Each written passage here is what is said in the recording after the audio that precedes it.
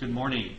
We'll go ahead and get started in the interest of time, and I'm sure as people are busy finishing up rounds and they'll be showing up, but we do have quite a bit on the agenda, and we'd like to save some time for questions and answers. So on behalf of Angela Brown and myself, Mario Castro, I'd like to welcome you to our workshop on developing a center of excellence.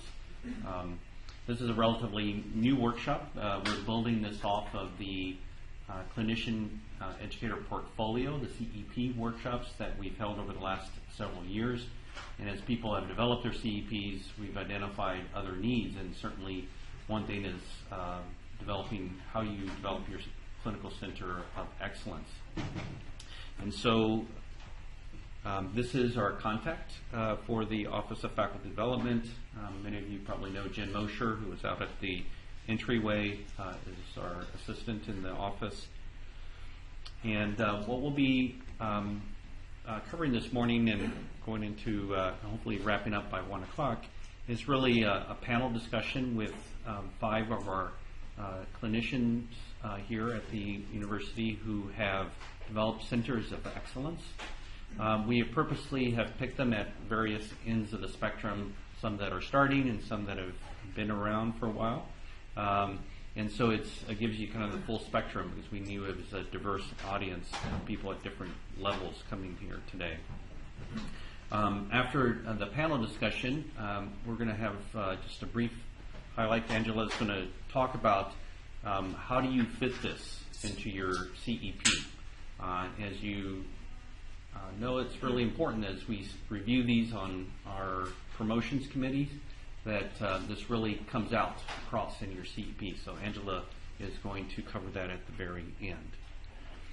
Our mission in the Office of Faculty Development is outlined here. It's really to provide you resources and information that will foster both your professional and personal development here at our academic center, and to foster that within a supportive environment.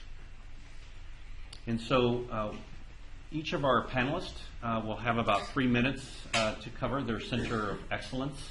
And then I'll come up and introduce them. If you can do it one at a time, and then ask you to sit towards the opposite end so that people can see the slides up here on stage. And then after we finished with the brief introductions from each of the panelists, then we're going to open it up for questions from the audience, and I'll have some additional questions as well. So I'd first like to introduce Dr. Powderly, who is the William Campbell Professor of Medicine, Co-Director of the Division of Infectious Disease, and the Director of the Institutes of Public Health. Thanks, Bill. Thanks, Mario. Mario asked me to talk because he wanted an old guy. Elder is his statement. And actually, as I put this up, I realized that, and I show this now to our fellows, I realized that if they were born at all, that they were in their infancy when this all started. So this is not necessarily going to be the recipe for how to establish a Center of Excellence now in 2017, but in 1988, in response to what was an emerging national crisis, the NIH established a multi-center clinical research network. Started with 12 and then ultimately became, over the next number of years, 24 sites across the country, which were extremely well funded, both in terms of what we might get now or in terms of what was available at the time.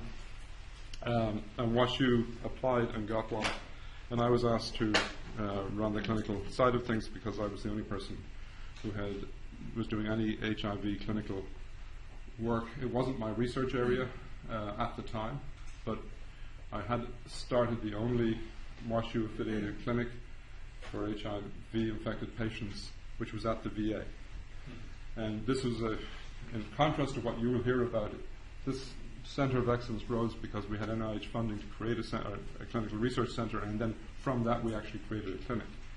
And just to give you a sense of the environment at the time, I was remembering that when this was announced, there was a reception in the hospital in Queenie Tower, And the then president of the hospital, who I won't name, but is no longer affiliated with us, said, came up and said, "Congratulations on getting this award, and I hope this means we won't have more of those patients here." We did. We got a lot more. We became one of the largest and most functional units. We participated in a large number of multi-center clinical trials, designed our own trials.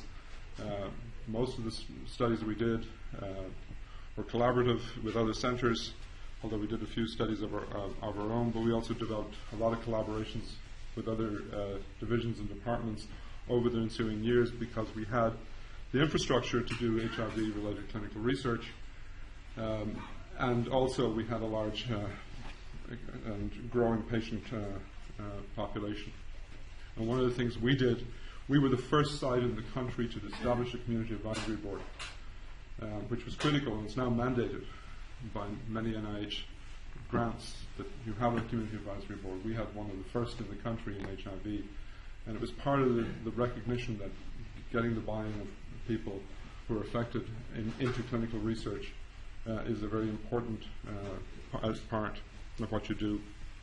It was successful. You can see I'm gradually aging in these slides. And this is the cover of Outlook, which was the change in HIV because of the really successful investment in clinical research. And we've reached a point, as most of you know, that if someone's infected with HIV now at the age of 20, and if they get started on therapy and take their medicine, they essentially have a normal life expectancy. So one of the other questions Mary asked me to sort of address was how you transition in your career. And so I was talking to Dave Clifford, who many of you know, who's a colleague in neurology, and we're one of the leading centers in neurological research in HIV, in part because of the collaborations we've had. And I gave a leadership talk in the ACTG in San Diego in 1995, and I said we should be in the business of making ourselves redundant. It wasn't a popular opinion, because obviously everybody likes to get NIH funding, but the whole purpose of researching a disease is actually to eliminate it, if we're true to what we're talking about in medicine. And so we've come to a point where we can treat it very effectively. But what happens is that, as a country, we do a really lousy job. We have a great technology, antiretroviral therapy, yet only 25% of the US population with HIV is actually fully suppressed.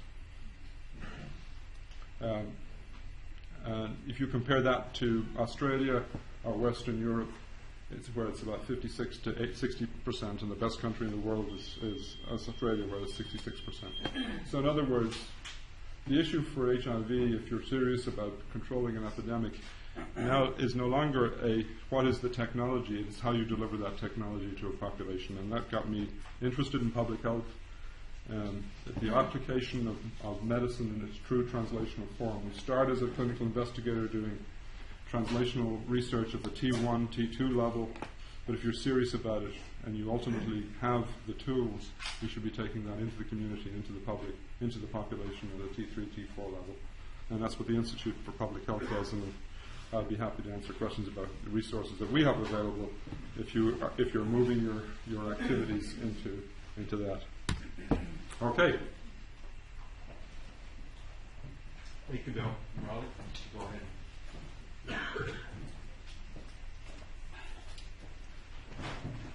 Thank you, Mario and Angela, for inviting me to speak on our experiences. So, for those of you who don't know me, I'm in the pulmonary division, and I've been here about 15 years. And I had the fortune, really, of sort of my career evolving to the point where I became director of sort of two centers in our division, if you will, the Pulmonary Hypertension Center, and then the center, co-direct the Hereditary Hemorrhagic Telangiectasia Center.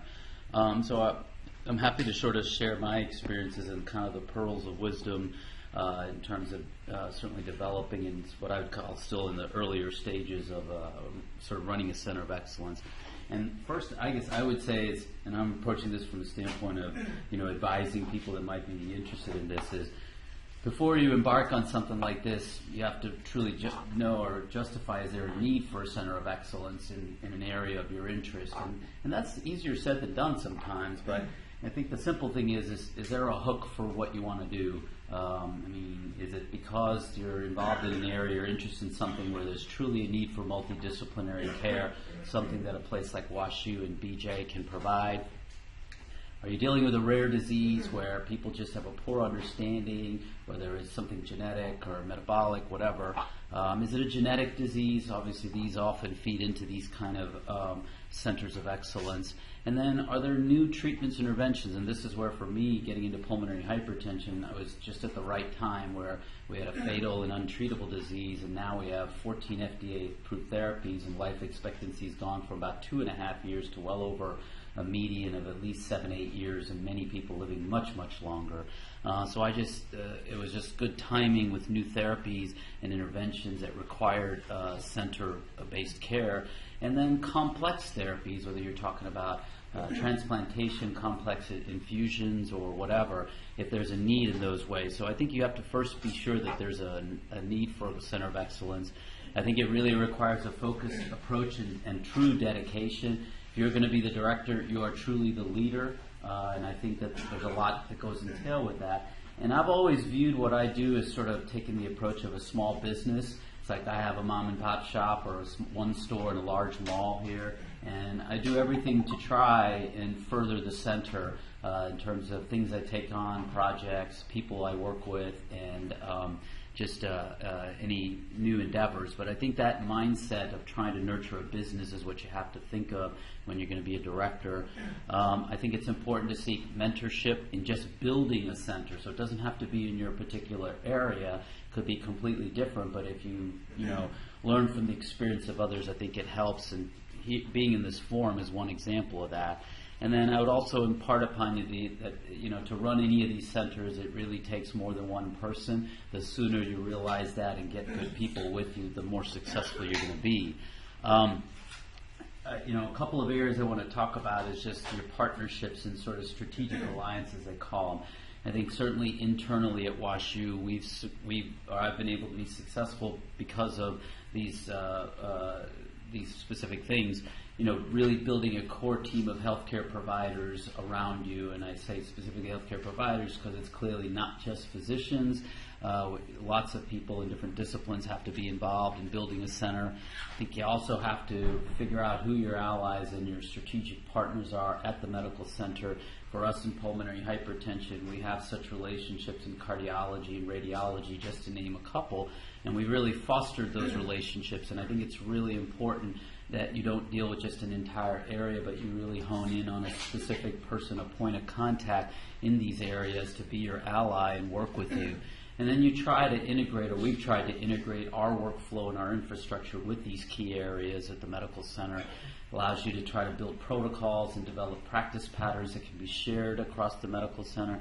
And I think another key point of being a successful center, again, the concept of it taking a village, is you really want to think about how your center and your colleagues can have a two-way or mutualistic relationship.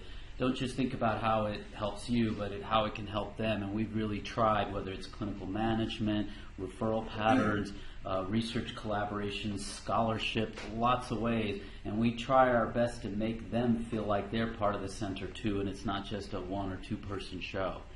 And then I think just as important as these internal alliances, it's what's really helped us both in PH and HHT has been having strategic alliances outside of the institution. And this is so vital because we don't work in a silo.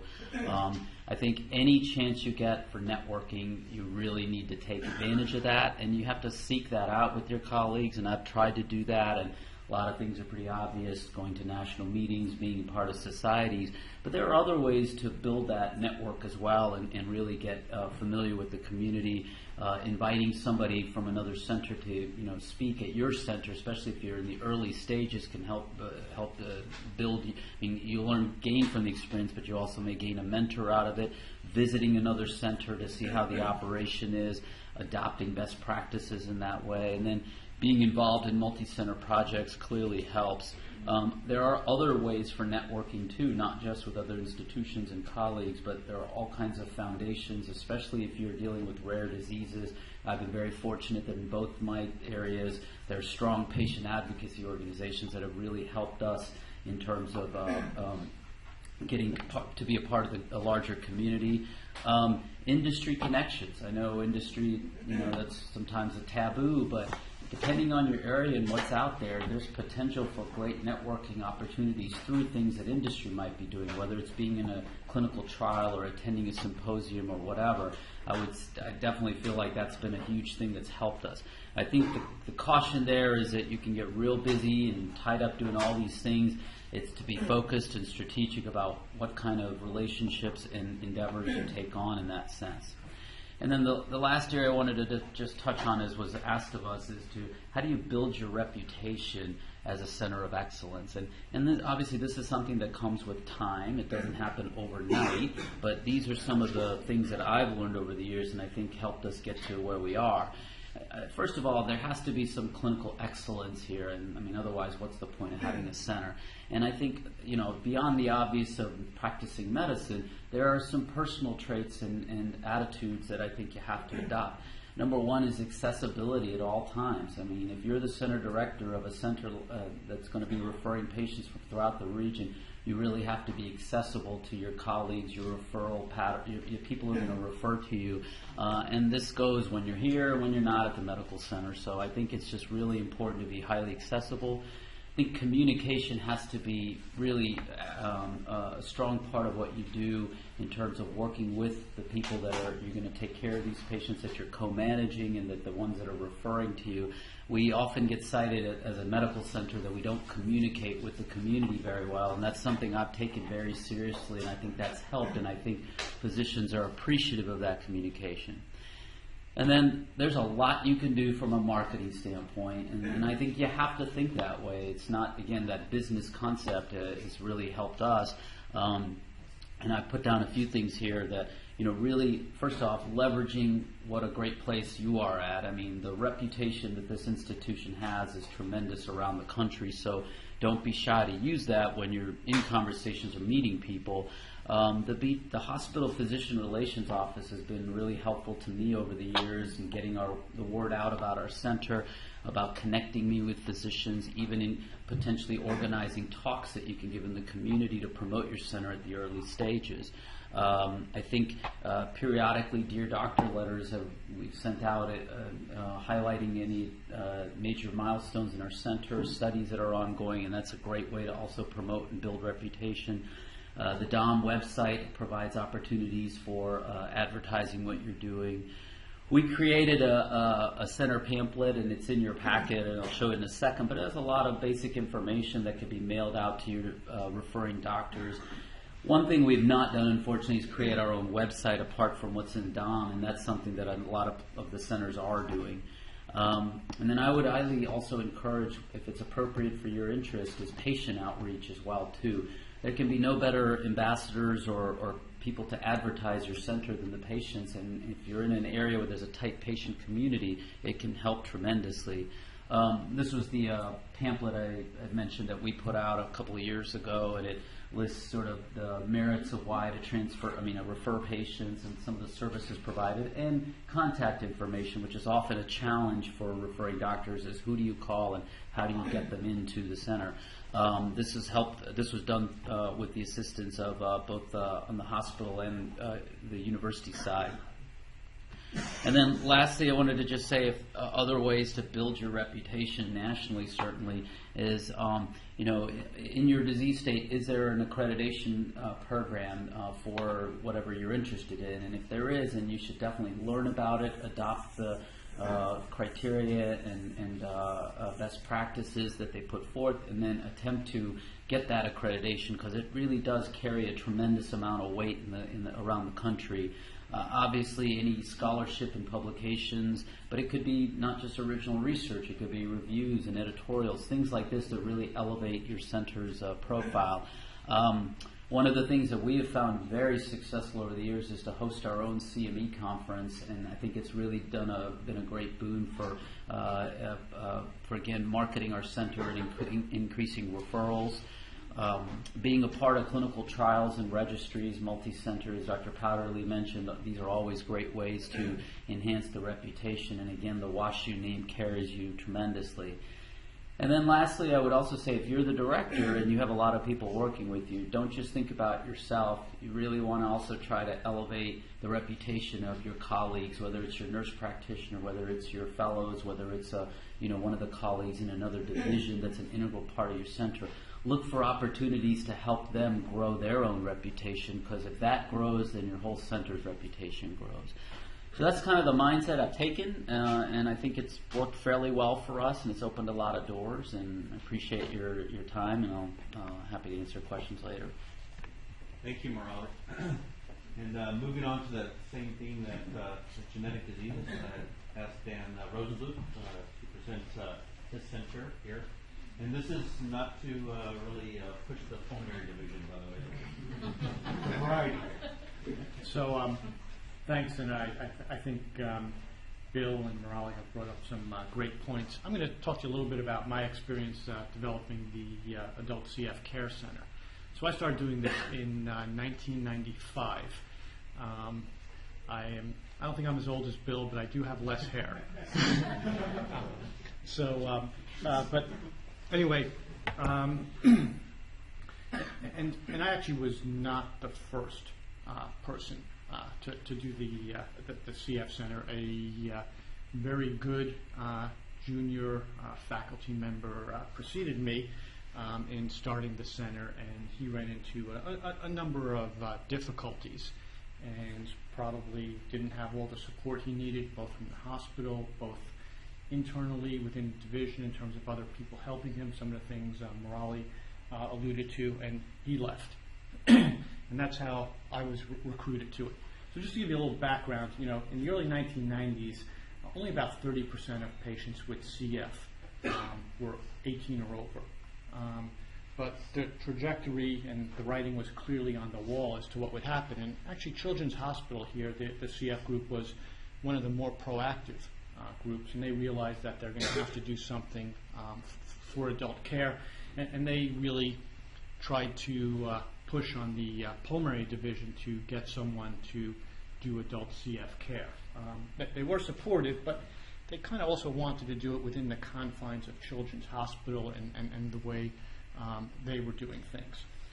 So when this other person left, I think it left me an opportunity to make some changes and do some things which I thought were more appropriate, and one of those being to really move the operations to the adult side of the world.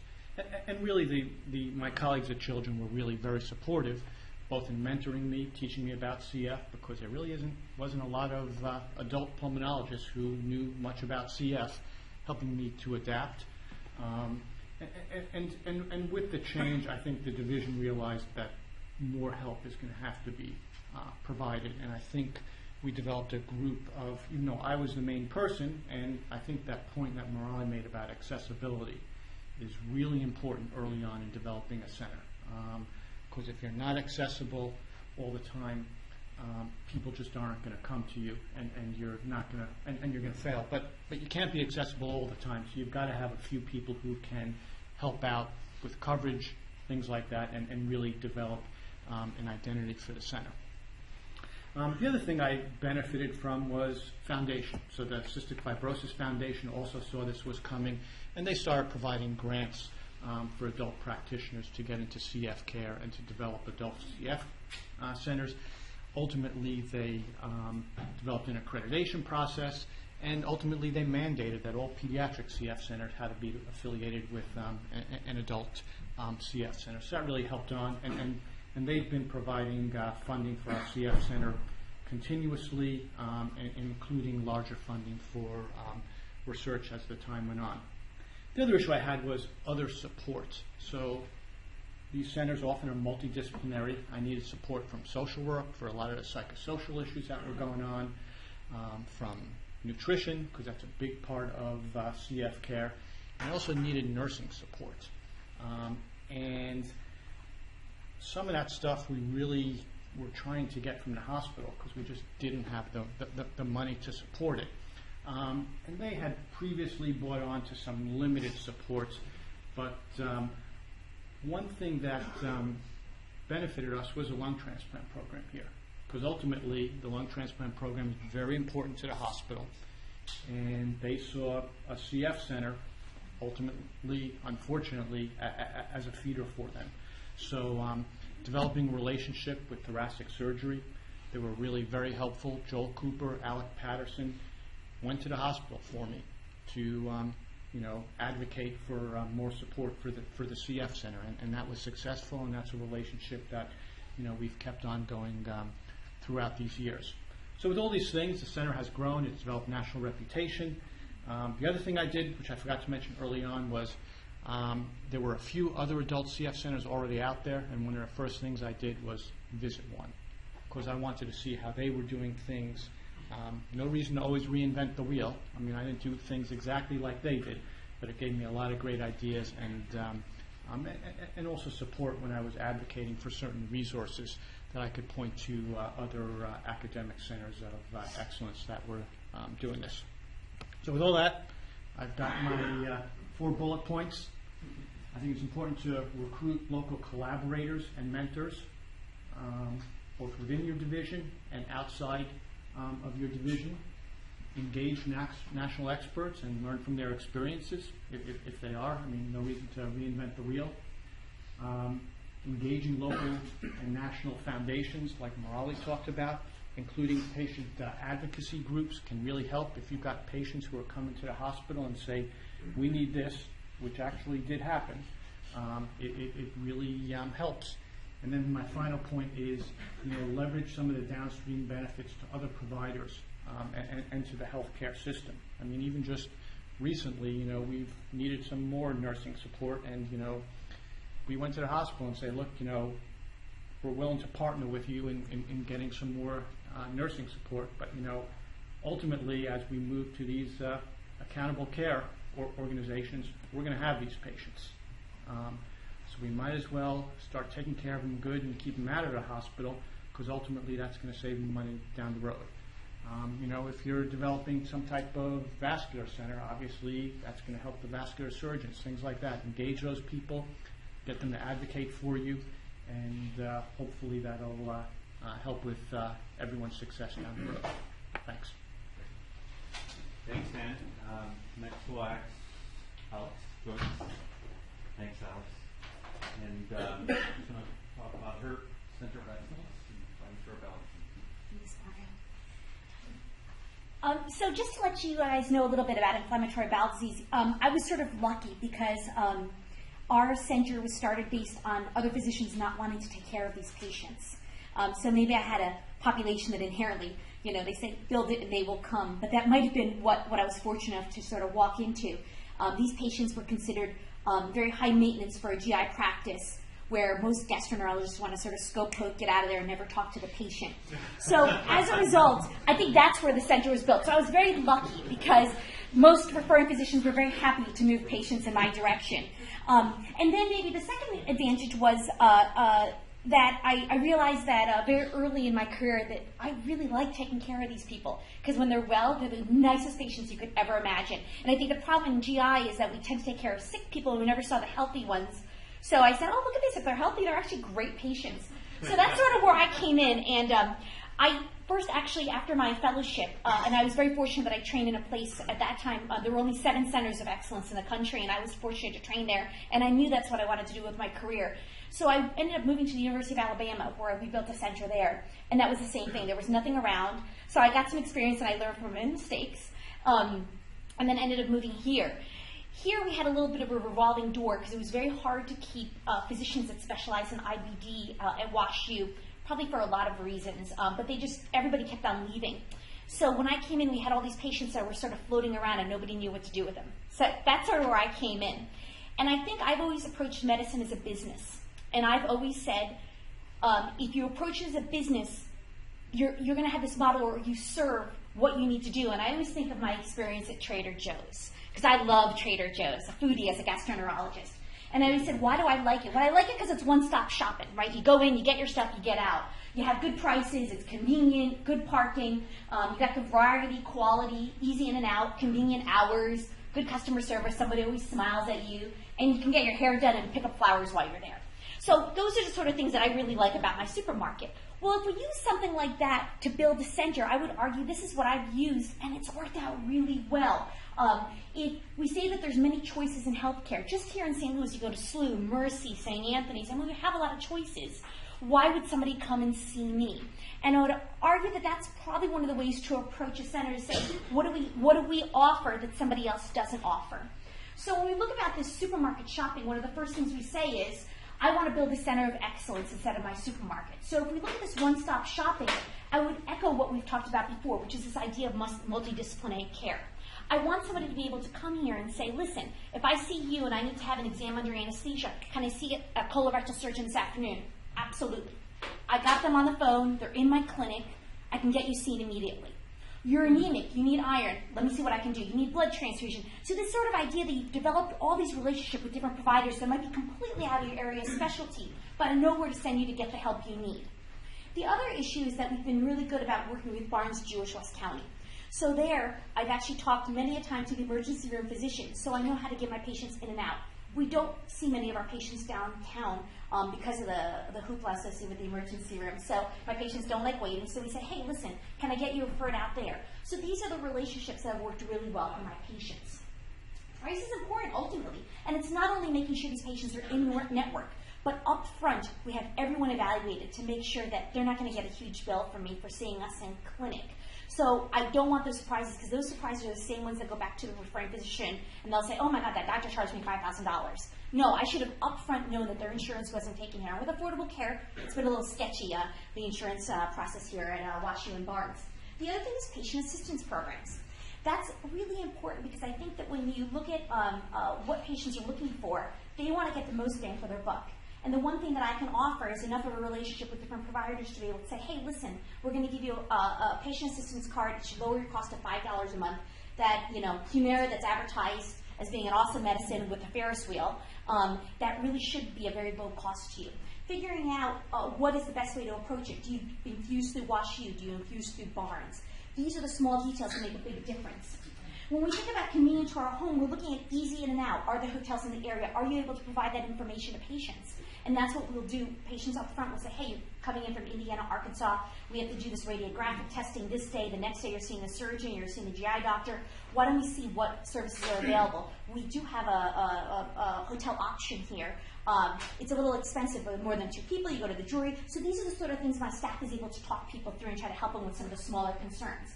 For variety, it's being able to offer both FDA as well as non-FDA approved options, offering that clinical trial option that's different than what you can do in the community. And often I can get something that's not FDA approved and used off-label a little easier than someone else.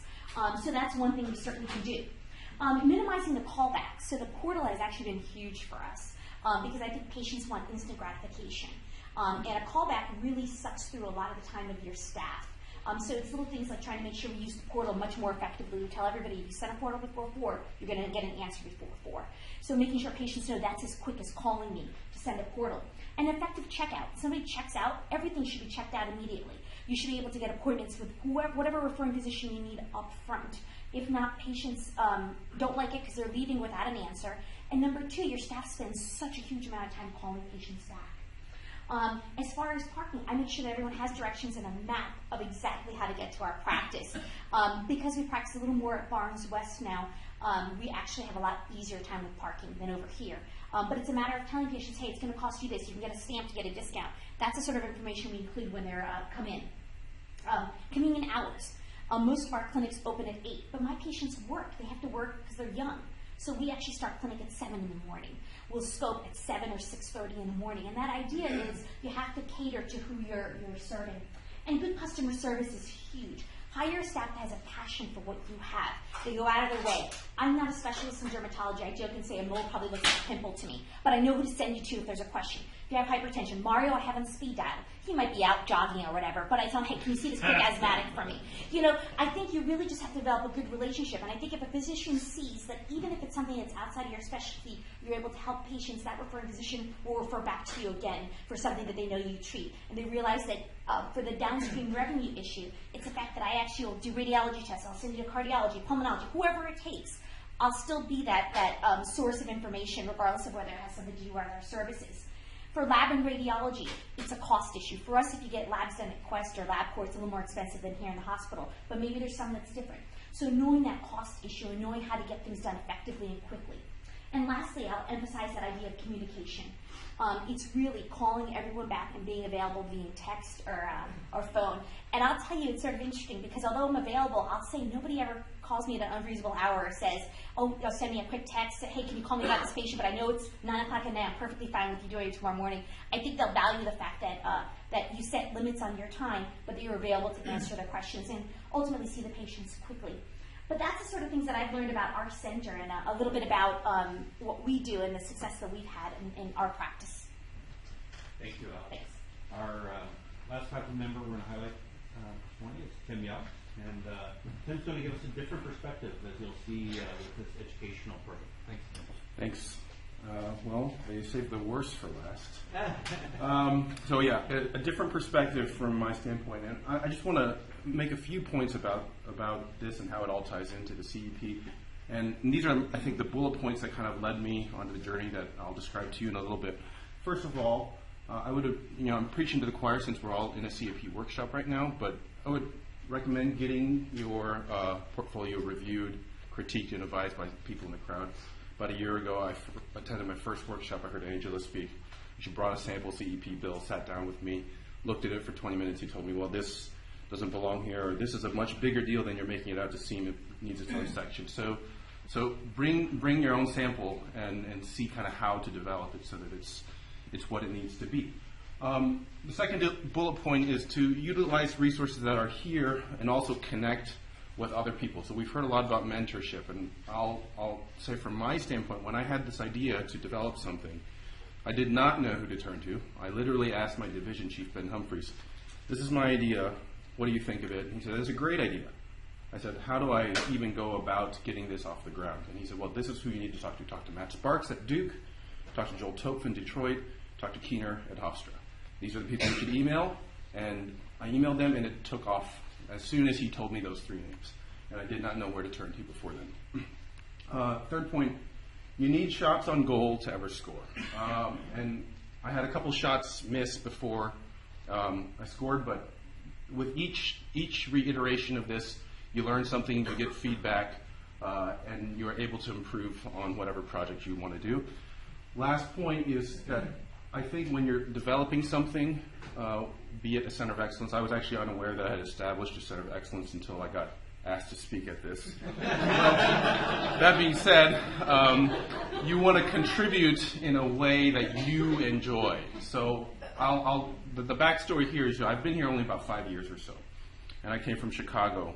I did my fellowship up at Rush. I had done some research there. We had a very nice biopsy registry of all of our kidney biopsies with all this data, and I had published some retrospective data, crunching the numbers and looking at things in different ways, and that's how I did my research, and that's how I did my publication. So when I came here, I noticed we didn't have that, and I had my first meeting with my then division chief, and he said, well, what do you want to do, Tim? How do you want to, you're doing great clinical work, but you need to do more than that. What do you want to do? I said, well, maybe I'll do this biopsy database. I mean, we could create one here. I didn't really want to do it, but it was something that I thought of because I had done it before. And I'll be honest, my heart wasn't in it, and as a result, that project kind of just floundered, and it didn't get off the ground. This project I really love doing, and I've enjoyed doing it, and I think that's, for the most part, why it's been successful. So what I did about a year ago is create web series, web episodes. So this is the pilot here, and this is the first publicly viewed one. And in honesty, like, this came out of something that I do enjoy, which is playing computer games. And streaming software that you can now watch video games live. I said, well, why don't we just do this, and we can create these open access CPCs and biopsy conferences that anyone around the world can watch. And so that was my idea. I got in touch with the right people. I piloted one locally. It had a lot of technical issues, had audio issues. I got a lot of feedback on the design. People said, well, you need to do this, you need to do that. We made it better, we made it better. Finally released one here, which was public about November of 2015. So this was the timeline in which this project kind of got off the ground. I had the idea in September of 2015. Spent a little time talking to the right people, both internal and external at other institutions. Created the pilot and revised and finally made the first pilot public in November, released it on YouTube. So I submitted this for a grant through the American Society of Nephrology, an education grant. In December of 2015, it was the first grant that I had ever submitted or applied for. Did not get it, but that was actually incredibly valuable experience of writing a grant proposal, going through the process and looking at the feedback on why it did not get submitted. And actually completely unbeknownst to me, the fact that I had submitted the grant, people who were well known in nephrology were reviewing the grant. And when I went to ASN next year, people knew me because I had submitted a grant and they had seen my name on paper. So it's very valuable even though it failed. And I got very valuable feedback on how to make it better. I continue to make episodes on a monthly basis, uploading them to YouTube. I eventually resubmitted for a different contest called the Innovations in Kidney Education Contest, again through the American Society of Nephrology, later on in 2016, which I did receive. So again, the process went through iterations. I failed. I succeeded. You know, whether you call it a success, it doesn't really matter to me. The fact that I'm doing it and I'm enjoying it, and that it's helping people, and it's actually, I think, helping our division. So again, it's not important the number of views, but over a year we have about 800 people who are subscribed to the channel. The first video that I put up has about 5,000 views on it. When I went to ASN this past year, I had people I didn't know just come to me like, are you Tim Yao? I'm like, yes. Oh, I really love your videos. And they were from the furthest reaches of the earth, people from India, Pakistan, who didn't have access to renal pathology, who didn't have a renal pathologist inside. So I love watching your videos. I'm learning so much from them to keep making them. So that's the journey that I've made. It's been something that is not, I think, traditional, but I would encourage any of you who are going to do it to do something that you're passionate about and that you're actually interested in. It has actually opened a lot of doors for me since creating this web series. I've collaborated with a lot of other people. There's a group up in Canada called Med School, MEDSKL. They do kind of free online modules. As a result of this, I've become the social media editor for the American Journal of Kidney Disease. I've become a senior faculty member for the Nephrology Social Media Collective.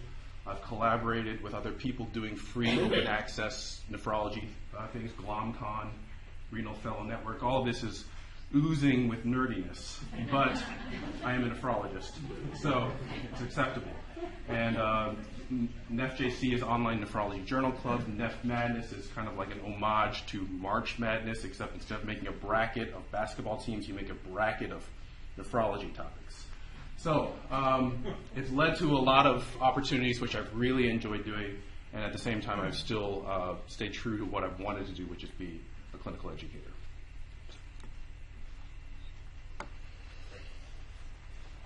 Thanks, Tim. Why don't we ask for all of our panelists to come up on stage? And while they're coming up, I'm just want to remind you there's a survey evaluation here in the workshop. If you could just pull those out and take some notes of what you thought about this workshop, new ideas for the future or this next year you'd like to see from the OFP office. And maybe also other people that you would like to hear, ideas and suggestions that you have. Now I'm going to turn it over to my colleague, Angela, to lead our discussion with panelists, and we hope that you'll participate.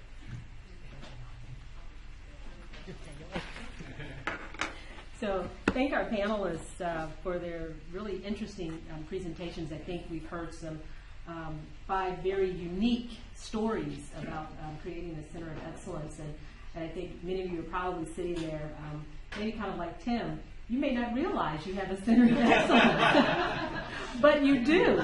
So think about that. I think there are a lot of things going on that we don't know and that maybe you don't know about either.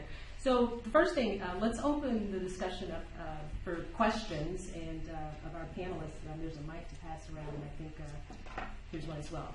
Janet? Yeah, so the question that I have, and there may not be,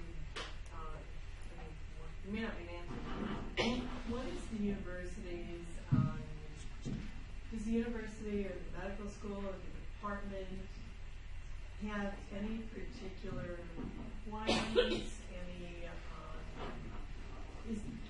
in other words, what are the, do they ask anything particular that you do or don't do to get something like this going?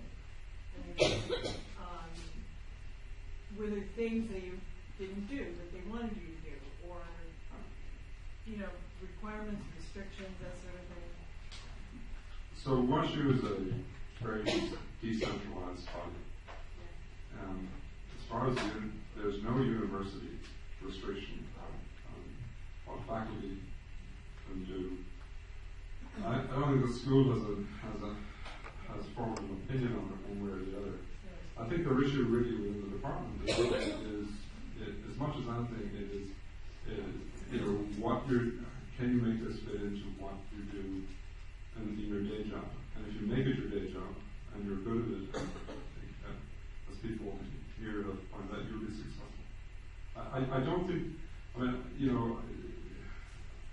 I'm not aware of any real restrictions that certainly I've observed over 30 years that would prevent a faculty from doing something like this.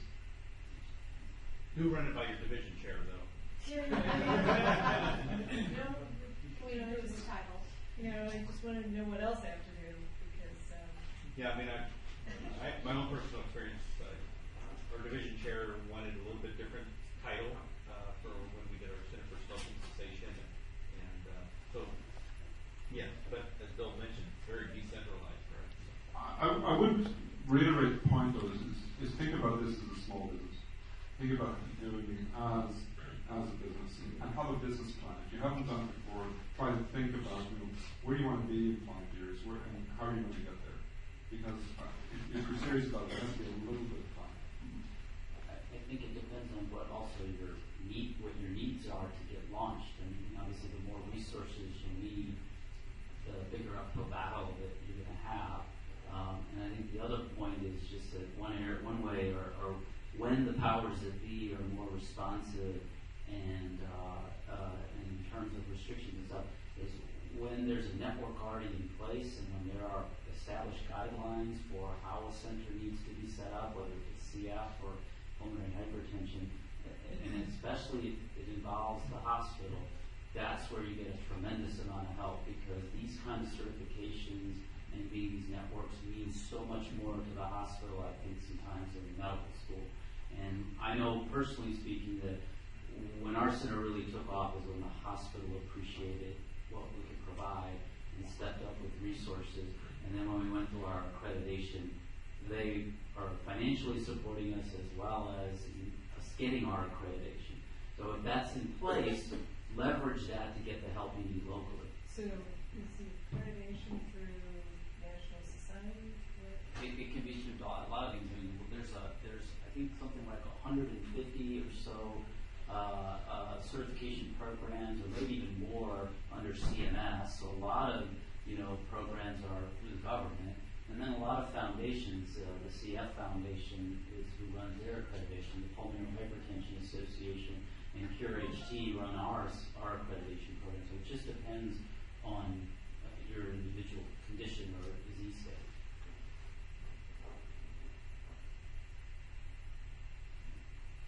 Any other thoughts on that?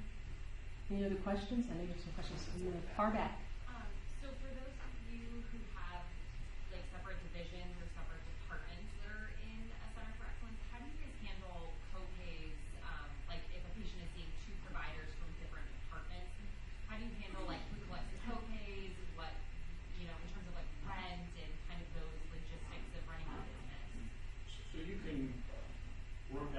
hopefully peacefully amongst yourselves. I know we've recently started a collaboration with endocrinology, so a lot of our CF patients, about 30-40% are diabetic, and Marina Littman, endocrinology, comes and sees patients in our clinic.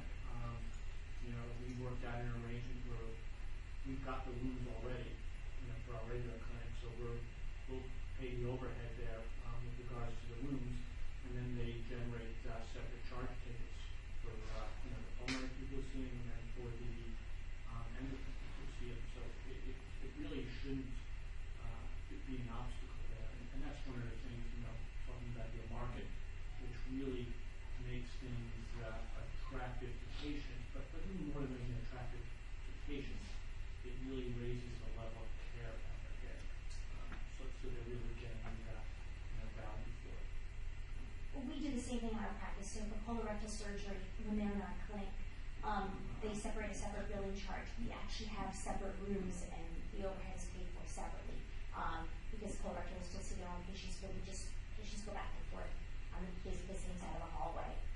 So that's how we separate them out. And the front desk actually generates separate charge tickets. So do the patients mind paying 2 copays? They're willing to do that? Yeah. Copays nowadays are they're really high. Sure. So I think there's a few things. I think a lot of them already know, for example, with us in surgery, they have no in to see a surgeon. For them, they know that they need surgery. So actually they save the trip, the parking. For them, the cost savings is much higher than that $25 or $30, maybe even $50 copayment. I still to this day haven't had too many people ever complain of the 2 copayments, because I think for the overall convenience, people are willing to pay the 2 copayments. But ultimately, they are seeing 2 physicians getting 2 physicals, 2 everything, and that one-stop shopping sometimes overcomes, I think, that cost of that second copayment. Most of these people are going to have to see those same 2 physicians and pay those same 2 copays anyway, but like I said, it does make it more convenient. There is some cost savings in terms of making one trip as opposed to 2, not missing 2 days of work. So what I didn't hear a lot about was what I would consider more of the traditional role of the academic medical center, and that is training residents and fellows and scholarship. And so how do you approach that? Do you have residents, say, that rotate just in your center, or how? There was very little of that in any of the presentations. Why don't each of you address that? Part of our accreditation with the CF Foundation is one of the missions to be a center is you have to participate in education and research. So we have all our fellows come through our clinic regularly. We sometimes have other healthcare personnel, nutritionists from other centers, things like that, who come and visit with us. We've got a research program. Once in a while, we have residents come through. That's a whole other issue, which seems to be kind of a mess and we can't control. But really, that's part of the mission, and really, I think any center is going to want to help develop the caregivers and leaders of the future. So it really, as you mentioned, really is an important aspect of it. So, Maureen, the HIV program was different because it started as a research program and it developed into a clinical center of excellence. But I think, integrating, one of the things that I think, no matter what way it starts, one of the attractions within an academic medical center such as ours is that it can become also a focus for research, for high quality clinical research, whether it's participating in clinical trials initially, or whether it's clinical registries, but also then starting investigators, having the capacity, because you're a patient base, to do investigator-initiated projects. And it can start small and grow, and it may not be the primary focus of one individual, but other individuals can be developed to take that on. Over the years, that's been a high point. What we've done, 5 directors of HIV programs across the country trained here. I think it's not, it can be easily incorporated into developing the center. And I think because it's an academic medical center, and if you're also, I know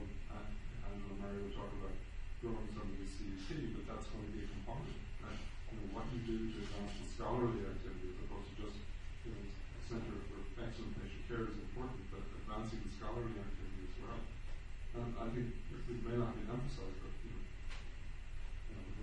all of the centers you've heard about, most of them have a significant scholarly component. And I'll just add from the education standpoint, one of the things that we do in hypertension, all of our second-year cardiology fellows spend a month with me in clinic, and probably about a third of the internal medicine residents rotate through every 2 weeks, just to get that clinical experience in seeing patients. I would also add, that I agree with everything Dan said, and being in the same division, we do the same thing with our pulmonary hypertension center. Education is one of the sort of important parts of owning a pulmonary hypertension care center. But I think we have a responsibility to also educate our peers, and that's something we do a lot of is, really efforts to educate community-based practitioners about our disease state, because it's really one of our responsibilities, because we are the ones who are writing the textbooks, if you will.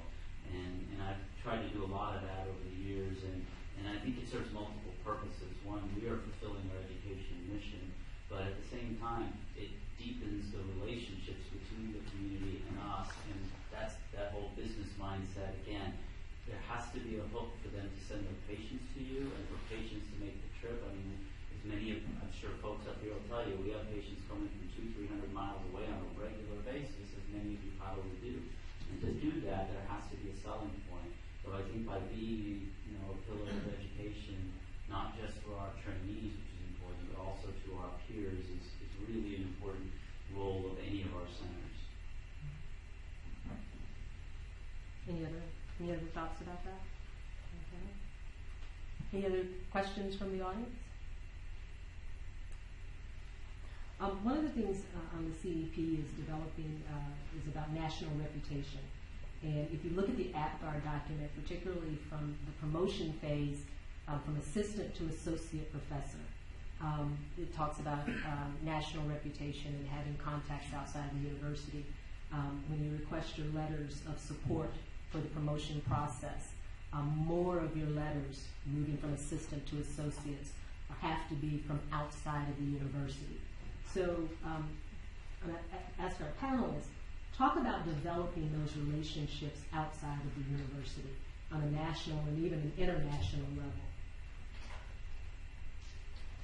Well, I think the critical thing, and you've heard about it from several people, is the networking. And the networking that comes from whatever your center is set up, networking with people of like minds,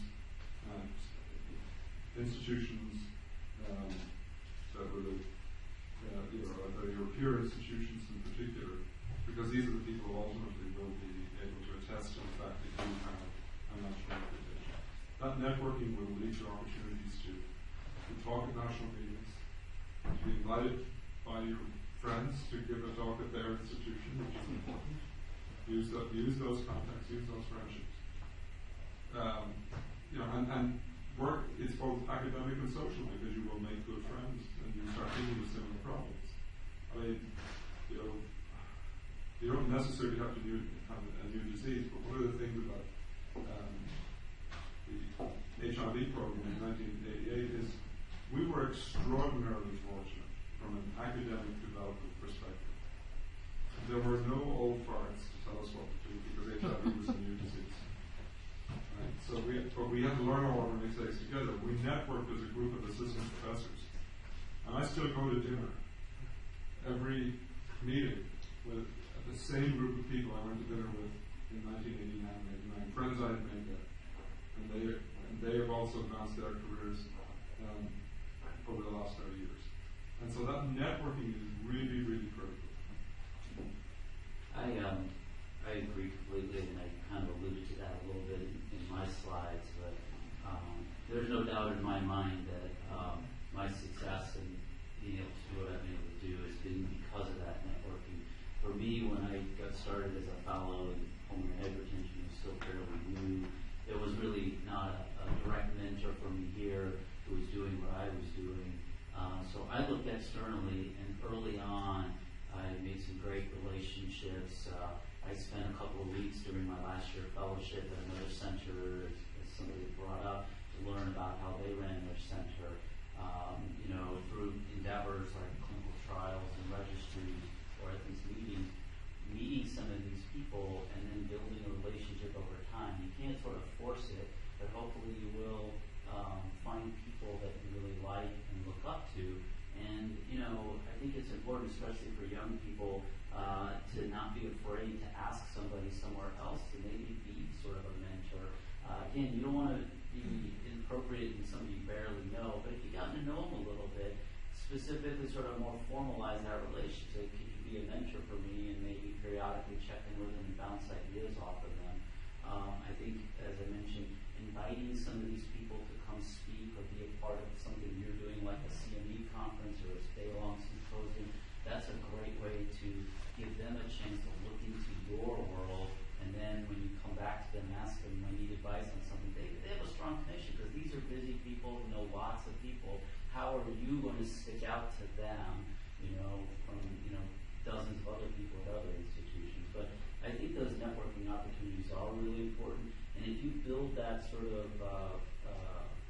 list or group of people, then when it comes time to those letters, it's not hard to ask, and they're not going to be a generic, I know this person's a good guy or a good person, woman. They really know you, and they can write a true letter that is not going to be any question or just look superficial. And that's very important, having a letter that's not superficial, because the promotions committee pays very close attention to those letters, and they can read right through that. Just to rip off what has been echoed, going to meetings and not just going to the meeting, but actually being an engaged and active participant and talking to people, networking with people is important. And I'll say there are ways to engage with colleagues and peers at other institutions outside of the yearly meeting in November or whatever it may be. It's a digital and connected world. I think that's what I have seen, and that's kind of why I chose the platform I did. And there are ways to collaborate without meeting someone, and ways to get to know them really well via email or all of these different electronic formats. And so that's, I've gotten to know, I didn't meet any of the people that helped me launch my project until about 9 or 10 months after the project was launched. But, they communicated with me, and they got to know me. And I got to know them very well without ever being able to actually meet them in person. Actually, when I first met them all, their response was, "Oh my God, Tim, you're so tall." Can I just say one other thing? On the networking thing, just to pick up a point, this is also something that you need to talk to people who are more senior here, is that they need to introduce you to people. When you go to meetings, I regard that as one of the roles that senior academics have in terms of mentoring, is going to meeting and looking out for people to introduce your junior faculty to. And so you should be talking to your division chiefs or the relevant person who can introduce you to other people at other institutions, so that you can get because so don't be shy in asking your more senior colleagues to get you connected. Any other questions? Yes. It sounds like networking and in some ways advertising is a key component of making yourself excellent or your program excellent. Would you guys say that that's perhaps one of the most important, if not the most important part of making a center of excellence or some project, whatever, excellent? Or are there other sort of big components? Because it seems like that was a theme among all your different presentations, and that nothing else was really so clearly consistent between all of them. I would say probably those two items are one and the same. So advertising should be done through communication. So probably you're right. Those two should be this a hallmark of a center. But I argue the other thing is just good care. I will say hands down, if you get bad care, you can advertise to everyone in the community, but they're not going to come. Ultimately, you have to first outstanding care. And you could say I'm providing outstanding care. That word of mouth of communication will come from patients referring their next door neighbor, will come from the physician that referred that patient referring the next patient. So ultimately, build it and they will come. So you do have to advertise, you do have to do all that, but you've got to have a great center. So I'd say you have to have the bones first established before you can go out and advertise. Okay, I might need to be careful since I'm your boss, but well, I would just say, I just want to echo that. You can't be a center of excellence without being excellent. Though it's hard to have patient word of mouth restoration. That's true. I completely agree, and I think it's you know that there's got to be a foundation. If you think about it in terms of building a house, there's got to be a foundation there, and it is the good clinical care, but it's also having the right people around you here and the resources that we touched on to be able to deliver that good care. And as that happens, then you get to fill out the landscaping and make it look all pretty and announce it to everybody. So it comes in stages. It's not, I mean, some things like the networking part, you start that from day one. You want to start establishing those relationships. But I completely agree. You can't start advertising that, you know, we do this, we do that when you're still in the formative stages. So, you know, think about a long-range plan and when you want to really start pushing out with your advertising marketing. Any final questions? Yes, one in the back. It's kind of vague, but how many patients did you guys start seeing in your first few stages of your clinics when you were seeing these new centers of excellence? I mean, did you tone it down initially because it's like a newer thing, or were you seeing your usual number of patients? So I think you're right. I think it takes a little while to sort of get revved up. It's like a car. The first time you get it, you're going to drive a little slower. So I think that certainly up front, maybe we didn't have as many patients, but I think I was much more willing to see just about anyone. If you told me a diarrhea, vomit, whatever, just put them in the clinic, I'll figure it out. Okay. So I think I was much more willing to have a larger capture area when we started. But then we just started narrowing in and saying, now I have a much more specific diagnosis, but because I'm much more efficient and my staff is more efficient, we can see more patients. So I'd say maybe the number was about the same, but I think the specificity grew as we became more of a center. And that's one of the things when you're talking about the business model and RVUs and ROVs and IOVs. If you start out too slow and that persists for too long, you know, you may have your business manager, your division chief, you know, where are the numbers. So we kind of did the same thing with the hypertension center. I took everybody with hypertension. If they even said, you know, oh, I have high blood pressure, I want to know if I have high blood pressure. We took them, you know, so that you have the volume. And then as time went on, we narrowed it down. So now, you know, we're pretty much a resistant hypertension clinic. So, all right. So in the interest of time, thank our panel very much. I just want to spend just a couple minutes wrapping up, just to tell you how this fits with your CEP. You know, if you're on the clinician track, everyone must have a clinician educator portfolio. And this is a supplement to your CV. So it's not meant to replace the CV. It's really to add in those areas like we talked about here. Because if you look at your CV, you may list that you're the director of the Pulmonary Hypertension Center or the director of the AIDS Clinical Trial Unit, but there's really no way in the CV to really expound on what that really means and how much time it really takes and what's detailed in it. So it's you know, you have your clinical activities, educational activities, and whatever community service is built around that.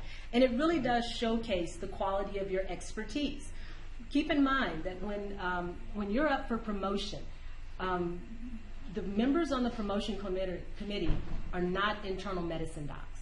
Okay, so everyone that is going to review your promotion packet is someone who is not within internal medicine. So they often don't have an understanding of what you really do. So if you say, I take care of folks with IBD, so you want to give as much detail as possible, and that's where the CEP really comes into play. There is a place on there for publications, but you don't want to duplicate what's on your CV. But I will say the one place that thing that, from a publication standpoint, industry, things that you've done in partnership with industry, some of the publications that you've done for lay materials. There's a place on the CEP for that there really isn't on the CV. This is a real-time document, so keep in mind the things that you do on a daily basis, particularly if you're going out into the community and speaking, if you're doing media things through BJC or WashU Media Relations, if you're going to whatever, and doing these other speaking engagements or media activities, if you're on Fox 2 News, those are things that don't go on your CV, but there's a place on your CEP to really show the breadth of the work that you're doing. You can also use your CEP to help plan your career. Some folks actually do include personal statements or their goals on their CEP, and it's also a tool that you can use when you have your annual meetings with your division chiefs to sit down and look at what you're doing, look at the time commitment, look at the number of patients you're seeing, how many publications you're doing, what are you doing outside of the university, and help you sort of pinpoint where you're going from the standpoint of your 5 and maybe even your 10-year goals. So the major components of the CEP are the clinical, educational, and community service contributions. For example, under clinical contributions, you want to describe all of your inpatient and outpatient clinical activities.